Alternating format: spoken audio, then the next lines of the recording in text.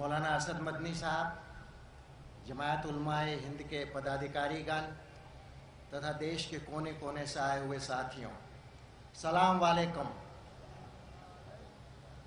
कुछ जोर से जवाब नहीं मिला। सलाम वालेकुम।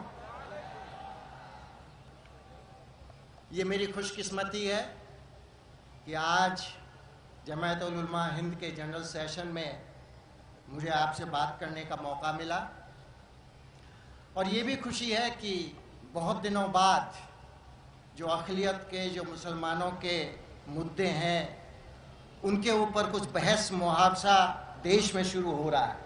क्योंकि 15 साल की राजनीति कुछ ऐसी हो गई थी सन 92 के बाद कि हम राजनीतिज्ञों ने सोच लिया कि वोट पाने के लिए सिर्फ भाजपा को गाली दो।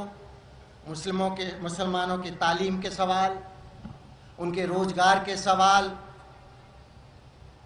उनके व्यापार में उनको कैसे बढ़ाएं, मुख्य धारा में उनको कैसे लाया जाए, ये सब सवाल ख़त्म हो गए थे। क्योंकि एक सांप्रदायिकता की ऐसी लहर हमारे देश में आ गई थी, तो मुसलमानों को एक तरह से वोट बैंक बनाने का काम बहुत से दलों ने किया। इसमें करीब करीब सभी दल शामिल थे, क्योंकि हम राजनीतिक लोग चुनाव लड़ने के लिए, चुनाव जीतने के लिए लड़ते हैं, और अगर हम इस तरह के मुद्दे उठा के जीत सकते हैं तो गरीब आदमी के सवाल उठा के, अक़लियत के सवाल उठा के क्यों कुछ नई तरह की बातें करें, वो हम लोग करने वाले नहीं हैं। तो ये बहुत खुशी की बात है, ये खुदा की नियामत है कि एक ऐसा मौका हमको दिया है। गुजरात की शर्मनाक घटनाओं के बाद भाजपा हारी, जिसमें देश के हर एक सोचने वाले आदमी ने, हिंदू ने, मुसलमान ने, जैन ने, सिख ने, ऐसी सरकार को बर्खास्त करने का काम किया। तो ये खुदा की नियामत है कि हमको मौका मिला है कि कुछ कानून ऐसे बना दें जिससे जो हमारे देश का अक़लियत का आदमी है, जो गरीब है, जो दबा हुआ है, उसको भी तरक्की करने का मौका मिले, उसको भी शिक्षा का मौका मिले। क्योंकि इस तरह की ताकतें एक बार में सत्ता में आ जाती हैं भाजपा जैसी, तो उनको हटाना आसान काम नहीं हुआ करता है। तो सबसे बड़ी समस्या जो अक़लियत के सामने है, सुरक्षा की भावना उनको नहीं है। जब चाहे कहीं भी दंगा हो सकता है, और दंगा हो जाने के बाद हमने पाया है कि कमीशन बनते हैं, उनकी रिपोर्ट आती है, कमीशन की रिपोर्ट आने के पहले ही कहीं दूसरी जगह दंगा हो जाता है, और अगर रिपोर्ट आई भी तो उस पर अमल करने का काम नहीं होता है। तो ज़रूरत है कि दंगे को रोकने के लिए एक ऐसा कानून बनाया जाए जिसमें कुछ दम हो।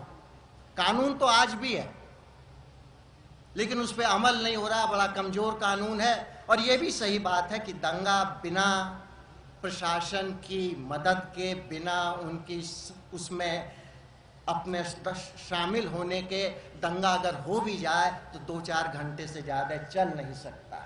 तो अगर जब दंगे चलते हैं, दिनों चलते हैं, कई बार हफ्ते भी चलते हैं, तो ये जाहिर है कि कहीं ना कहीं सरकारी अफसरों का उसमें हाथ है।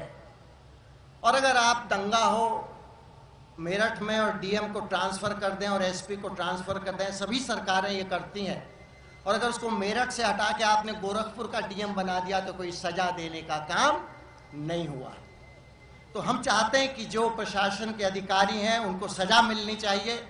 इस बारे में हमने एक पार्लियामेंट में एक बिल भी पेश किया है, बहुत लोगों से सलाह मशवरा किया, उसमें महमूद मदनी साहब से भी कई बार बातें हुई, रिटायर्ड डीजीपी लोगों से बातें हुई, बुद्धिजीवी लोगों से बातें हुई, अलीगढ़ मुस्लिम यूनिवर्सिटी के लॉ प्रोफेसर से भी बातें हुई, और उसके अनुसार उसमें हमने ये प्रावधान रखा है कि अगर कमीशन कहता है कि सरकारी अफसर इस दंगे में लिप्त थे, तो उनको सिर्फ ट्रांसफ़र का सवाल नहीं, उनको सज़ा मिलनी चाहिए,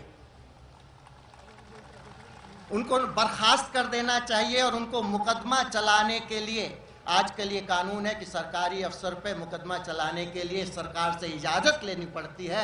अगर कोई दंगे में लिप्त अफसर है तो उससे सरकार मुकदमा चलाने के लिए सरकार से इजाज़त लेने की ज़रूरत नहीं होनी चाहिए।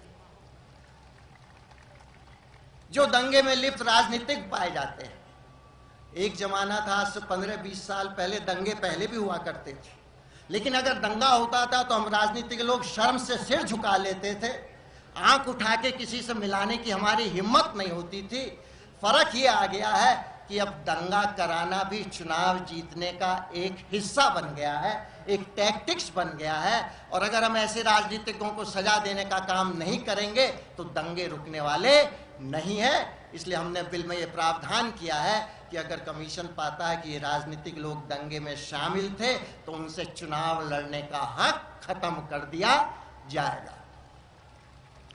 इस तरह हमने इस बिल में और भी बहुत सी कानूनी चीजें रखी हैं, लेकिन साथ ही हमको ये भी सोचना होगा कि कानून हरकत में आता है वारदात होने के बाद, और कानून और ये सुरक्षा व्यवस्था प्रदेश सरकार के हाथ में है। और अगर कहीं गुजरात जैसी सरकार आ गई तो कितना ही सख्त कानून आप बना लीजिए, उसका कोई फायदा होने वाला नहीं है। तो हमने इस कानून में एक ये भी प्रस्ताव रखा है कि ऐसा आयोग बनना चाहिए जिसके हाथ में ये ताकत होनी चाहिए कि अगर वो महसूस करे कि प्रदेश की सीबीआई ठीक तरह से प्रदेश की पुलिस जांच नहीं कर रही है, तो इस आयोग को ये अधिकार होना चाहिए कि वो सीबीआई से जांच करा ले। इस आयोग को ये अधिकार होना चाहिए कि अगर ये माहौल बन रहा है दंगे का माहौल बनाया जाता है। कई बार तो दंगा ट्रक के चक्कर हो जाए, रिक्शा से, उससे भी हो जाता है, लेकिन ज्यादातर दंगे का माहौल बनाया जाता है। और इस माहौल को रोकने के लिए कोई सरकार कुछ करने वाली नहीं है।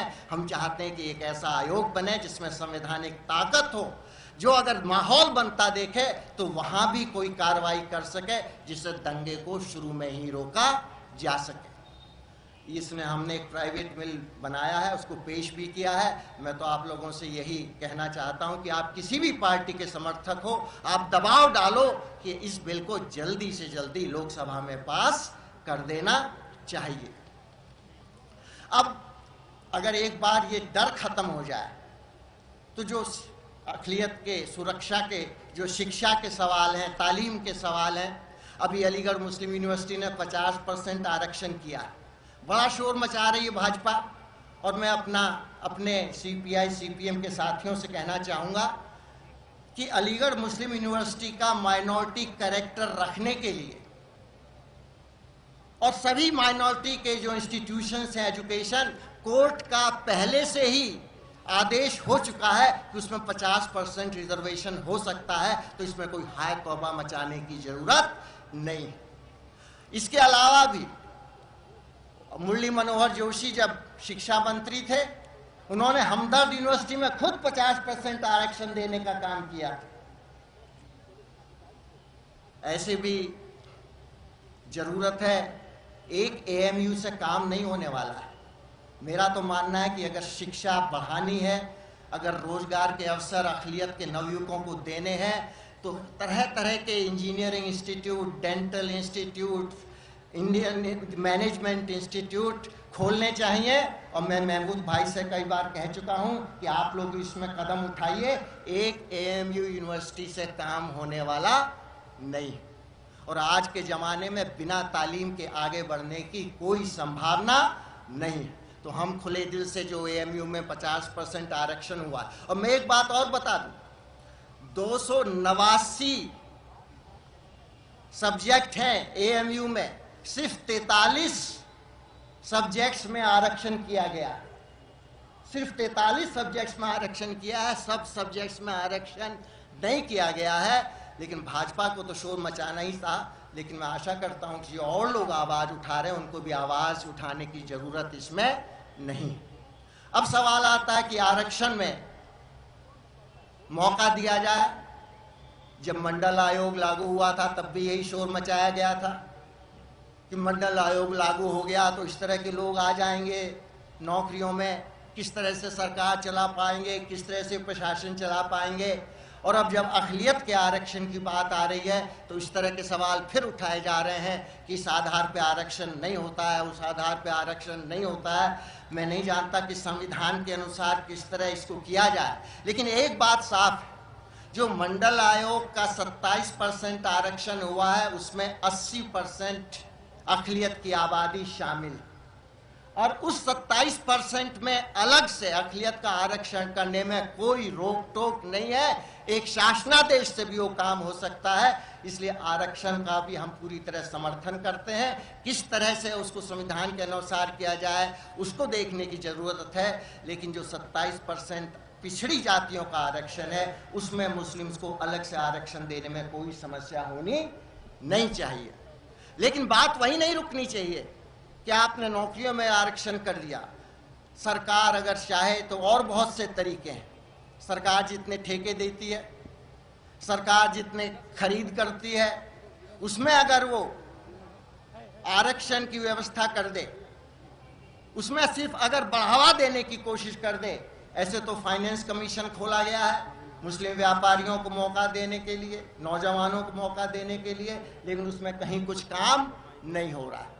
हमने तो अपनी तरफ से, अगर आप सोचें, जो हमारे यहाँ अंसारी है, जो बुनकर है ज़्यादातर, अगर उन्हीं के लिए व्यवस्था कर दी जाए। अरबों का कपड़ा रेलवे मिनिस्ट्री खरीदती है, लालू साहब ने उसमें कुछ कदम भी उठाया है। डिफेंस मिनिस्ट्री खरीदती है, सरकार खरीदती है। अगर 10% भी बुनकरों का पैदा हुआ कपड़ा खरीदने का काम कर दे तो बुनकरों की समस्या हल हो सकती है। और उसमें बड़ी भारी तादाद में गरीब मुसलमान इस काम में लगा हुआ है और इसमें रोजगार के अवसर बुनकरी में इस हद तक हैं कि अगर सरकार थोड़े से कदम उठा ले तो बहुत से गरीब लोगों का फायदा हो सकता है। तो जरूरत यह है, एक बार अगर हमारे अक़लियत के दिल से दंगे का असर खत्म हो जाए तो उनको मुख्य धारा में लाने के लिए शिक्षा है, रोजगार के अवसर देना है, सरकारी नौकरियों में आरक्षण का सवाल है। इन चीज़ों पे कदम उठाया जा सकता है। क्योंकि क्या फ़र्क है, अगर मैंने पाया है, जो मुस्लिम बड़ा व्यापारी भी है, जो इंडस्ट्रियलिस्ट भी है, वो भी हिचकता है, थोड़ा डरता है। पूरी तरह से अपनी जो उसको अकल दी गई है, जो उसको मेहनत का मौका मिलता है, वो उसका पूरी तरह से इस्तेमाल नहीं करना चाहता है। इसलिए सबसे पहले तो हमें कम्युनल वायलेंस रोकने के लिए जो बिल की बात कह रहा हूँ उसको पास करना है। लेकिन फिर मैं कहना चाहूँगा वो पहला कदम है।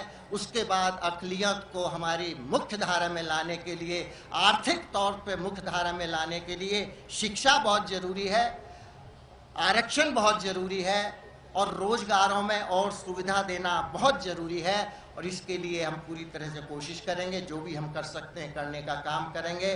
और मैं एक भारत सरकार से एक बात और भी कहना चाहूँगा, हमारे देश में हर एक आदमी को अपने तरीके से इबादत करने की छूट है।